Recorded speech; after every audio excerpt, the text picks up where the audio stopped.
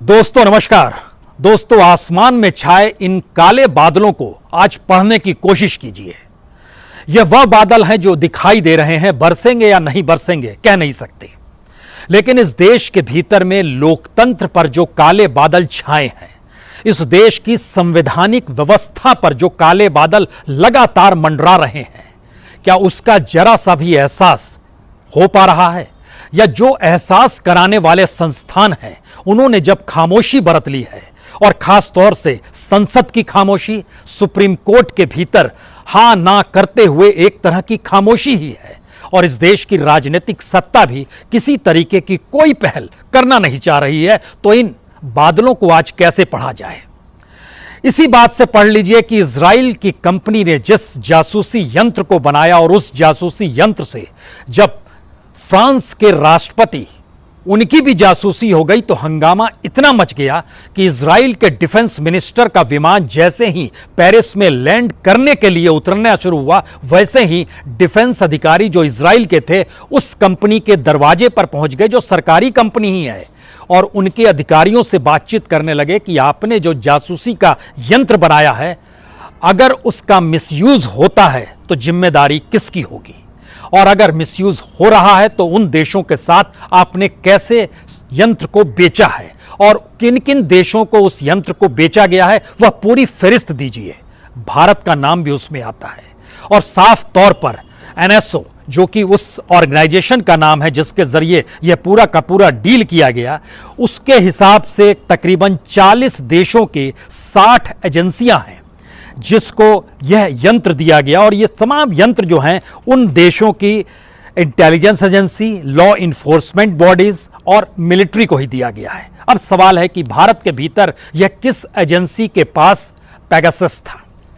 भारत के भीतर में 10 एजेंसियां हैं, और वो सभी एजेंसी सरकार की निगरानी में गृह मंत्रालय के अधीन होती है, और मौजूदा वक्त में तो पीएमओ के इशारे के बगैर कोई भी एजेंसी किसी तरीके का कोई काम कर नहीं सकती है। लेकिन इजराइल के अधिकारी इस बात को लेकर चिंतित हैं कि दुनिया भर में इजराइल द्वारा बनाए गए यंत्र को लेकर जब थू-थू हो रही है, दुनिया के 16 देशों के बड़े अखबार लगातार हर दिन रिपोर्ट छाप रहे हैं और बता रहे हैं कि दरअसल यह यंत्र तो टेररिज्म और नेशनल सिक्योरिटी के लिए था, लेकिन इसके दायरे में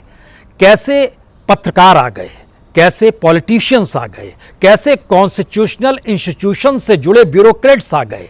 कैसे वो तमाम डील्स को करने वाले लोग भी आ गए जो दो देशों के बीच रक्षा से जुड़ी हुई डील थी। और जब फ्रांस के राष्ट्रपति का नाम आया तो फिर इजराइल के हाथ पांव फूलने लगे, क्योंकि फ्रांस उस तरीके से खामोश नहीं हो सकता है जैसे भारत खामोश है। फ्रांस ने बाकायदा एक क्रिमिनल एफआईआर दर्ज की और उसकी जांच शुरू कर दी। इसका बहुत छोटा सा रूप भारत में नजर आया, जबकि पश्चिम बंगाल के भीतर में एक जज की अगुवाई में, जो कि सुप्रीम कोर्ट से रिटायर्ड जस्टिस लोकुर हैं, उनकी अगुवाई में एक दूसरे रिटायर्ड जज जो कि वेस्ट बंगाल हाई कोर्ट से जुड़े हुए हैं, एक कमेटी बना दी गई, लेकिन वह स्टेट लेवल पर है, सेंटर लेवल पर नहीं है, और इस स्टेट के दायरे में यह जासूसी यंत्र आता भी नहीं है। भारत के भीतर में जो जासूसी कर सकते हैं उस दायरे में इस देश के भीतर में सीबीआई आती है,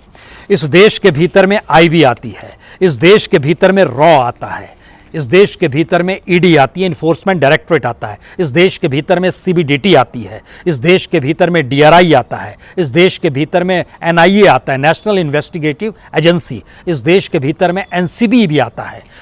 और इस देश के भीतर में सिग्नल खुफिया निदेशालय भी आता है, और दिल्ली पुलिस कमिश्नर भी आते हैं, जो कि जांच और खुफियागिरी कर सकते हैं, लेकिन उन्हें जानकारी स्टेट को देनी होती है, यानी गृह मंत्रालय को देनी होगी, और मौजूदा वक्त में आपको पीएमओ को जानकारी देनी ही होगी, क्योंकि इजराइल कह रहा है हमने तो देशों को ये यंत्र बेचे, और उन देशों के भीतर में जो भी इंटेलिजेंस एजेंसी थी उनके जरिए जो भी हो रहा होगा, अगर मिसयूज हुआ है तो हम उसे कैंसिल कर देंगे। इससे पहले भी हमने डील कैंसिल की है 2017 में, उसके हिसाब से जब सऊदी अरब के साथ $55 मिलियन की ये डील हुई थी, लेकिन उसने जानकारी दी, इजराइल की कंपनी ने जानकारी दी कि हमने 5 सरकारों की एजेंसी को ब्लॉक भी किया है, और उसके दायरे में मोरक्को भी आते हैं, मैक्सिको भी आती है, सऊदी अरब भी आता है, और यूएई भी आता है। तो भारत किस कैटेगरी में आएगा? भारत में जासूसी हुई, भारत लोकतांत्रिक देश है, संविधान इजाजत नहीं देता है, कानून इस बात की इजाजत नहीं देता है जिस तरह की जासूसी हो रही थी। तो इसका मतलब है क्या ये सरकार ढहढहा के गिर जाएगी अगर जिस दिन ये सबूत के साथ चीजें आ गई कि सरकार ही जासूसी करवा रही थी? तो क्या वाकई लोकतंत्र पर और इस देश के कॉन्स्टिट्यूशन पे कोई बादल मंडरा रहा है? उस बादल को ढकते हुए इस देश में खामोशी बरती जा रही है। हमें लगता है ये इसलिए भी सवाल है क्योंकि अब एक लिहाज से सुप्रीम कोर्ट को भी तय करना है। और आज तकरीबन 500 लोगों ने, जो एक नामित लोग हैं इस देश के भीतर में, अलग अलग प्रोफेशन से जुड़े हुए हैं, ह्यूमन राइट एक्टिविस्ट भी हैं, उसमें कुछ जर्नलिस्ट भी हैं, उसमें कुछ एडवोकेट्स भी हैं, जो अंतर्राष्ट्रीय तौर पर जिनका नाम है, कुछ कॉलमनिस्ट भी हैं। इन सभी लोगों ने सुप्रीम कोर्ट को एक लेटर लिखा। उन्होंने सुप्रीम कोर्ट से बहुत, सीजीआई को लेटर लिखा, चीफ जस्टिस ऑफ इंडिया जो रमन्ना साहब हैं उनको लेटर दिखा, और लेटर में बहुत साफ तौर पर लिखा गया, लोगों को भरोसा रहता है कि न्यायपालिका उन्हें इंसाफ और राहत दिलाएगी। वे जानते हैं कि कुछ गलत नहीं होगा, न्यायपालिका उनका साथ देगी, और भारत का सुप्रीम कोर्ट सबसे बड़े लोकतंत्र का अभिभावक है।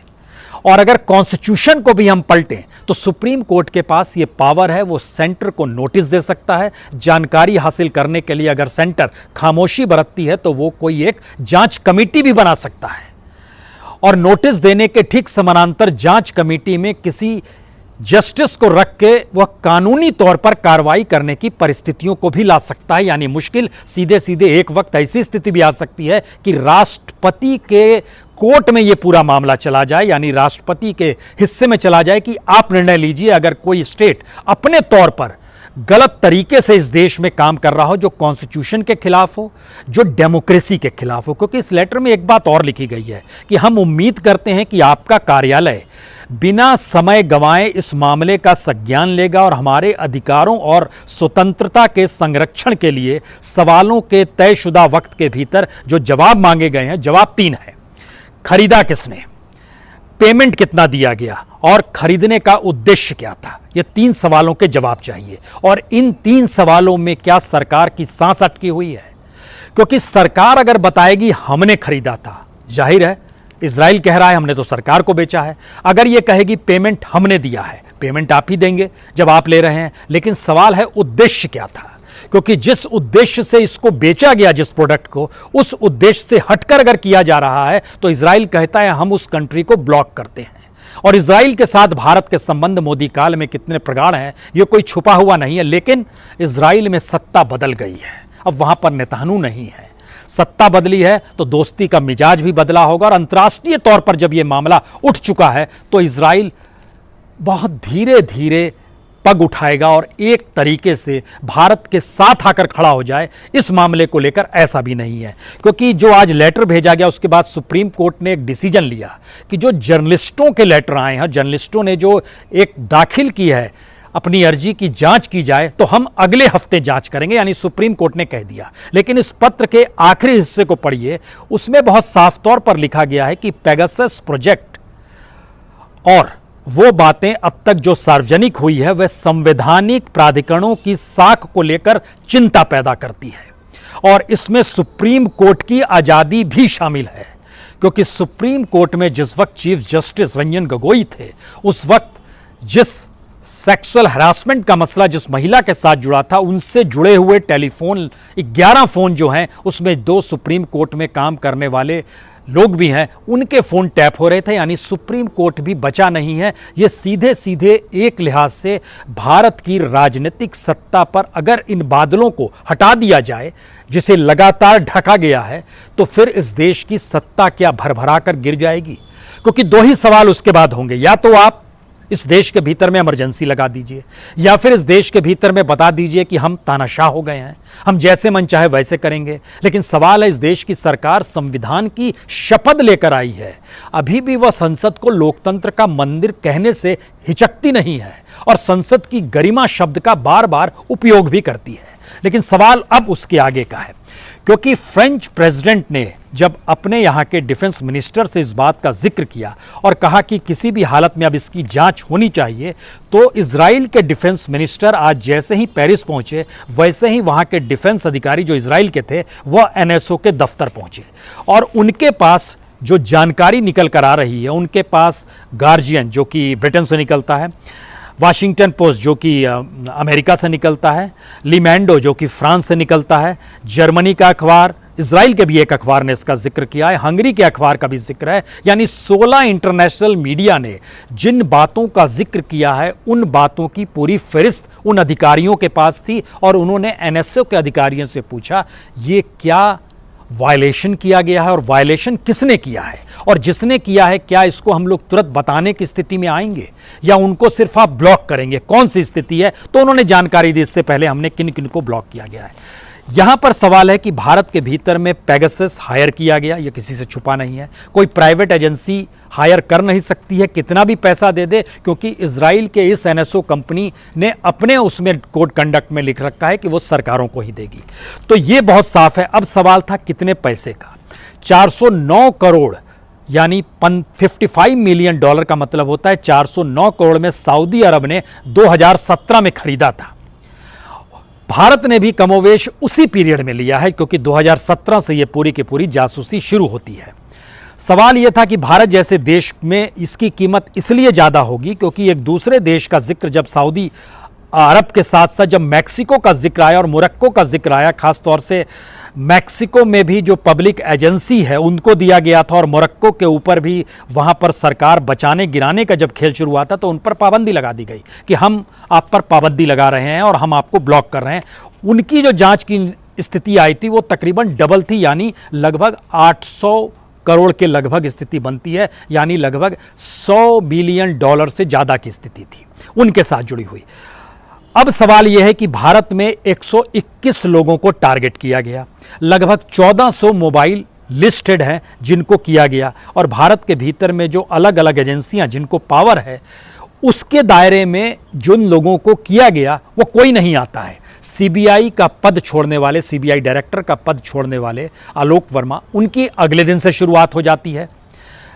राकेश अस्थाना, इनकी भी सर्विलांस शुरू हो जाती है, इनकी भी जासूसी होती है। लेकिन यहां पर एक चीज और महत्वपूर्ण देखिए,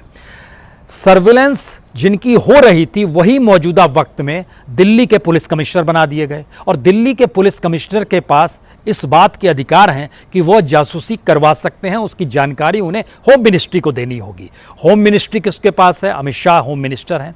प्राइम मिनिस्टर के नाम लेने की जरूरत नहीं है। होम मिनिस्टर और प्राइम मिनिस्टर इससे पहले गुजरात में थे। गुजरात में भी कहा गया कि वहाँ भी किस तरीके से एक जासूसी हो रही थी, उसका भी जिक्र आता है। और खुद राकेश अस्थाना वहाँ से निकले हुए हैं। जिन जिन केसों को वह उस दौर में देख रहे थे और जिन जिन केसों को इस दौर में सीबीआई आने पर उन पर जो आरोप लगे, सीबीआई डायरेक्टर ने, special CBI director Rakesh Asthana पर जो आरोप लगाए वह बेहद गंभीर हैं। सवाल है कि एक साइकिल ऐसी बन रही है जिस साइकिल के दायरे को जब आप समझेंगे तो इस देश के भीतर में लोकतंत्र पर छाए हुए सिर्फ बादल ही दिखाई नहीं देंगे, बल्कि बादल इतने घने हैं जिनके भीतर से डेमोक्रेसी को निकाल पाना शायद मुश्किल होता जा रहा है। और यह सवाल इसलिए कहीं ज़्यादा गहरा होता चला जा रहा है क्योंकि सरकार की तरफ से दो ही जवाब आए। सरकार ने कहा कि पेगासस की जांच जो हुई है और निकल कर जो आया है वह ठीक मानसून सत्र यानी पार्लियामेंट जब शुरू हो रही थी उससे ठीक पहले क्यों आया। जवाब इसमें भी नहीं है कि भाई आपने लिया क्या, उद्देश्य क्या था, कितना पेमेंट किया, कोई नहीं है। वो पहले कैसे आ गया, तो इसमें पहली साजिश सरकार को लगती है। दूसरी बात उनका कहना था कि जब 40 देशों में ये लोगों ने हायर किया ही है तो हमने भी हायर कर लिया, इसमें बुरी बात क्या है। और उन 40 देशों में तो कोई हंगामा नहीं है। तो उन 40 देशों की फहरिस्त में जो नाम निकल कर आते हैं वो तमाम नाम किसी भी हालत में डेमोक्रेसी से जुड़े हुए देश नहीं है। वहाँ पर या तो तानाशाही है, निरकुंशता है, शैडो डेमोक्रेसी है। लेकिन भारत में तो पूरी डेमोक्रेसी है। हम ये मान कर चल रहे हैं, थोड़ी देर के लिए बादलों को हटा दीजिए, फिर भी महसूस कीजिए यहाँ तो डेमोक्रेसी का सवाल है। और इस डेमोक्रेसी के भीतर में जो गैर कानूनी, गैर संवैधानिक काम करता है वह गद्दी पर इसलिए नहीं बैठ पाता है क्योंकि उसी की शपथ लेकर आप सत्ता में संभालते हैं। इसीलिए हमने दोहराया, इस देश के प्रधानमंत्री चंद्रशेखर की कुर्सी कैसे गई, इस देश के भीतर में कर्नाटक के मुख्यमंत्री की कुर्सी कैसे गई, हेगड़े की, रामकृष्ण हेगड़े की कुर्सी कैसी गई, ये सारी चीजें अपनी जगह पर है। अब यहां पर दूसरा सवाल है कि जो तेल अवीव के करीब हर्जिलिया पर जहां पर एनएसओ का ऑफिस है उस एनएसओ के जरिए जो क्रिएट किया गया, यह इसके पास 2016 में आया था। उससे पहले अमेरिका की एक कंपनी के जरिए यह चीज़ें बनाई जाती थी, लेकिन इजराइल के एनएसओ में यह 2016 में आया और आते ही उन्होंने दुनिया भर के देशों के साथ डील भी शुरू कर दी और दुनिया भर के देशों ने लेना भी शुरू किया। और उसने आज खास तौर पर कहा कि हमारे जो 60 कस्टमर्स हैं उसमें से 6 देश ऐसे हैं जहां के कस्टमर्स जो 3 से ज़्यादा हैं, यानी 40 देशों में से 6 देश ऐसे हैं जहां पर 3 कस्टमर से ज़्यादा कस्टमर्स हैं, यानी उस देश के साथ साथ उसकी अपनी जो एजेंसीज गवर्नमेंट की होती है उनको भी ये पावर है कि वो अपने तौर पर ले ले। एक और शक शुबा, क्या भारत के भीतर में किसी एजेंसी ने ऐसा किया होगा? क्योंकि भारत के भीतर में जिस भी एजेंसी को संभालने वाले किसी भी सीनियर ब्यूरोक्रेट का आप नाम लेंगे तो उसकी हिम्मत नहीं पड़ेगी। मौजूदा वक्त में कम से कम जो हालात हैं उसमें आप इस देश की कॉन्स्टिट्यूशनल बॉडी को लेकर अगर अध्ययन करेंगे तो उसकी हिम्मत नहीं पड़ेगी। अब यहां पर एक सवाल सबसे बड़ा ये निकलता है, क्या भारत के भीतर में जो एक भूमिका इस देश के गृह मंत्री ने अपनी चाणक्य के तौर पर बनाई थी, इस देश के भीतर में चंद्रगुप्त की तरह प्रधानमंत्री मोदी नजर आए, इसकी एक व्यवस्था की गई थी, तो क्या वो चाणक्य की भूमिका निभाते हुए अमित शाह की पूरी जमीन खिसक गई है? और चंद्रगुप्त बने प्रधानमंत्री मोदी अब उस सियासी जमीन को जब गंवा रहे हैं, तभी इस देश के भीतर में झटके में पुलिस ने बड़ी कार्रवाई शुरू कर दी। इस देश के सबसे ज्यादा लोगों पर इसी कार्यकाल के भीतर में राजद्रोह के मुकदमे लगाए 124A, जिसका जिक्र सुप्रीम कोर्ट ने तक किया कि लगता ऐसा है कि आपकी बात किसी ने नहीं मानी और आपने उसके ऊपर 124 लगा दिया, यानी राजद्रोह का मुकदमा आपने ठोक दिया, जबकि उसके अनुकूल वो परिस्थिति नहीं थी। यह सुप्रीम कोर्ट की टिप्पणी इस बात को बताती है क्या वाकई जब पॉलिटिकल जमीन खत्म होने लगती है तब आप इस तरह की कार्रवाई शुरू करते हैं? क्योंकि इस देश के अंदरूनी हालात को भी अगर हम समझे तो यह पहला मौका है जब 2 राज्यों की सीमा पर हिंसा हुई, 6 पुलिसकर्मियों की मौत हुई और आज की जानकारी यह आ रही है कि मिजोरम में बाकायदा बंकर्स बन गए हैं। असम ने बाकायदा अपने नागरिकों को कहा है, देश के नागरिक हैं लेकिन असम के लोगों को कहा है आपके लिए एडवाइजरी दी जाती है कि आप मिजोरम ना जाएं, मिजोरम में आपके साथ कुछ भी हो सकता है। और असम में बाकायदा गवर्नमेंट लेवल पे यह कार्रवाई शुरू हो गई है कि जो भी मिजोरम से गाड़ी आए उसमें कहा यह गया है कि मादक द्रव्यों की तस्करी बहुत होती है, उसको देखिए, लेकिन इन जनरल की स्थिति जो वहां से जानकारी आ रही है, तमाम गाड़ियों की आवाजाही जो मिजो के नंबर प्लेट के साथ आती है उसको उस बॉर्डर पर ही रोक दिया जाता है। एक ही देश के भीतर की यह स्थिति है। सवाल है, हम लोगों ने इस देश के गृह मंत्री को फेल होते हुए कोविड काल में देखा। सवाल है, इस देश के भीतर में हमने पॉलिटिकल जीत हासिल करते हुए अमित शाह की रणनीति को भी देखा, लेकिन इस दौर को जरा परखने की कोशिश कीजिए, यह किस दौर में स्थिति आकर खड़ी हो गई है। राजनीतिक तौर पर जमीन जब गंवाई जा रही है तो ऐसे में योगी जो कि उत्तर प्रदेश के मुख्यमंत्री हैं और जिस हालात में कोविड और गंगा की लहरों में समाती हुई जो बॉडी थी, जो मरे हुए लोग थे उनकी जो स्थितियां थी, जो बालू में दबे हुए लोग थे उनकी जो स्थितियां थी, इन तमाम परिस्थितियों के बाद भी योगी आपको समर्थन करना पड़ा, उसके साथ खड़े हो गए। 2 राज्यों के मुख्यमंत्री आपने इसी दौर में बदले। इन 2 राज्यों में, चाहे वह जिक्र हम लोग उत्तराखंड का करें चाहे कर्नाटक, हम इन बातों का जिक्र इसलिए कर रहे हैं क्योंकि नॉर्थ ईस्ट की घटना से चंद दिनों पहले देश के गृह मंत्री शिलोंग गए थे। जरा एक परिस्थिति को समझने की कोशिश कीजिए, क्या इस देश के भीतर में कानून का राज ना हो एक ऐसी परिस्थिति बन गई है, या फिर केंद्र के अनुकूल परिस्थितियां जो भी पहल बना दे वही कानून का राज है? क्योंकि 3 दिन रिटायरमेंट से पहले राकेश अस्थाना को जब दिल्ली का पुलिस कमिश्नर नियुक्त करने का ऐलान किया गया तो 2-3 सवाल एक साथ झटके में आए। राकेश अस्थाना को इसलिए तो नहीं लाया गया कि अब उनके पास पावर है कि वह किसी की भी जासूसी कर सकते हैं, सिर्फ उनको जानकारी देनी होगी गृह मंत्रालय को, क्योंकि गृह मंत्रालय के अधीन दिल्ली पुलिस आती है,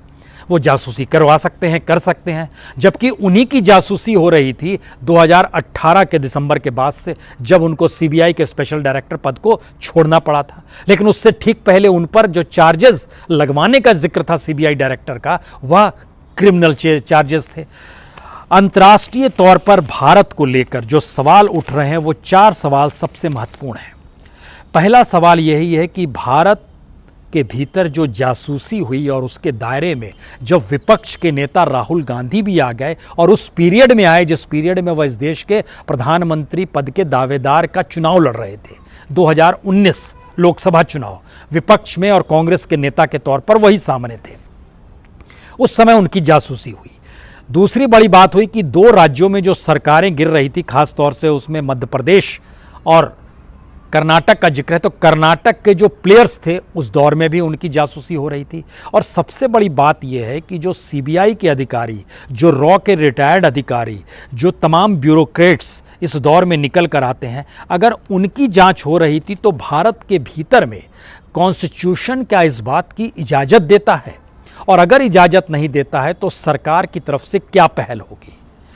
महत्वपूर्ण बात सबसे बड़ी यह है कि फ्रांस के भीतर भी भारत का उदाहरण दिया जा रहा है और इजराइल के भीतर भी भारत का उदाहरण दिया जा रहा है कि यह मिसयूज इस लेवल तक जा सकता है, क्योंकि भारत जैसा मिसयूज इससे पहले मोरक्को में हुआ है, जहां पर सत्ता बनाने बिगाड़ने का खेल हुआ, और दूसरे लेवल पर मैक्सिको में हुआ। इन दोनों जगहों को ब्लॉक किया गया इजराइल के जरिए। तो क्या इजराइल भारत को भी ब्लॉक कर देगा, या भारत की डेमोक्रेसी को लेकर सवाल जो है अंतर्राष्ट्रीय मंच पे जिस तरीके से उठ रहे हैं, क्या वो सवाल और गहराएंगे? और क्या वाकई अगर भारत की सरकार ने पार्लियामेंट के भीतर या सार्वजनिक तौर पर या फिर सुप्रीम कोर्ट ने कुछ इस तरीके का ऑर्डर दे दिया जिसके जरिए ये बात सामने आ जाए कि सरकार ही जासूसी करा रही थी, तो क्या ये सरकार भरभरा कर गिर जाएगी, या फिर डेमोक्रेसी पर छाए इस तरीके के काले बादल जो हैं वह उस डेमोक्रेसी को ही ढक देंगे?